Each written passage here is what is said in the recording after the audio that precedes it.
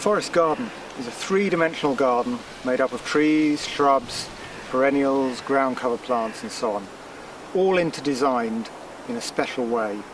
And the plants are all of use, either directly of use to people, so fruits, nuts, perhaps medicinal plants, basketry plants, dye plants, fibre plants. There's lots of plants potentially of use. But also there's a lot of plants of indirect use. So there are bee plants, there are plants that help other plants grow, like nitrogen-fixing trees and comfrey, which is a mineral accumulator.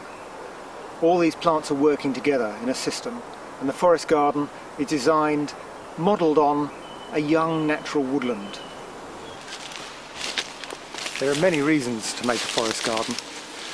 One of the major ones is that it's a very efficient system of producing food and other materials. The forest garden is based on a young natural woodland, and it takes very little energy, time, effort to maintain that system, much less than a similar area of annual vegetables, for instance. It may not yield as much, but that isn't the point. The point is that it's more efficient because for the amount you get out, you have to put very little effort in. So that's a very nice system from that regard. There are lots of other benefits too. It's a wonderful place to be in. It's very beautiful. It's aesthetically pleasing. It's good for wildlife. And also, it helps people reconnect with nature on a deeper level too.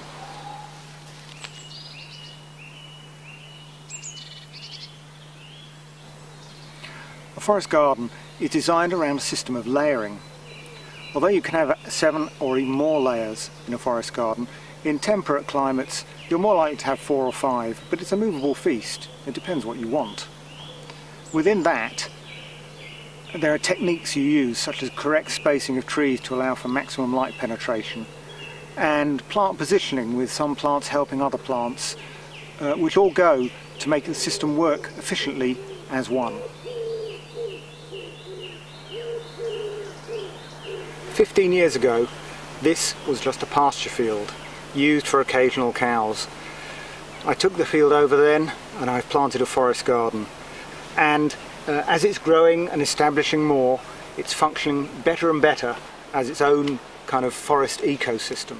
Now a forest garden works because there's so much nutrient cycling going on. There's so many different root systems occupying the soil and so many aerial systems occupying the air, that although of course there is occasional competition, they are utilising the space very, very efficiently. Before I was a forest gardener, my wife and I ran a market garden. It was an organic market garden, selling the vegetables commercially in South Devon here. And although market gardening we could do, and it was fine, organic market gardening is very hard work, for very little reward, in fact. Although people complain about the price of organic food, sometimes they don't realise the sweat that goes into actually growing the stuff. But while I was market gardening, I was thinking, is there not a better way of growing food that's more sustainable, that doesn't involve digging the soil every year, that maybe is more beautiful as well? And just at that time I came across a little pamphlet by Robert Hart, and then his book as well, published by Green Books. And they sparked off something in me. I went and visited Robert Hart, and he was a real inspiration to me starting along the route of forest gardening. And I came to realise that actually working with perennial plants can be more of a challenge than annuals, but the rewards can be so much greater.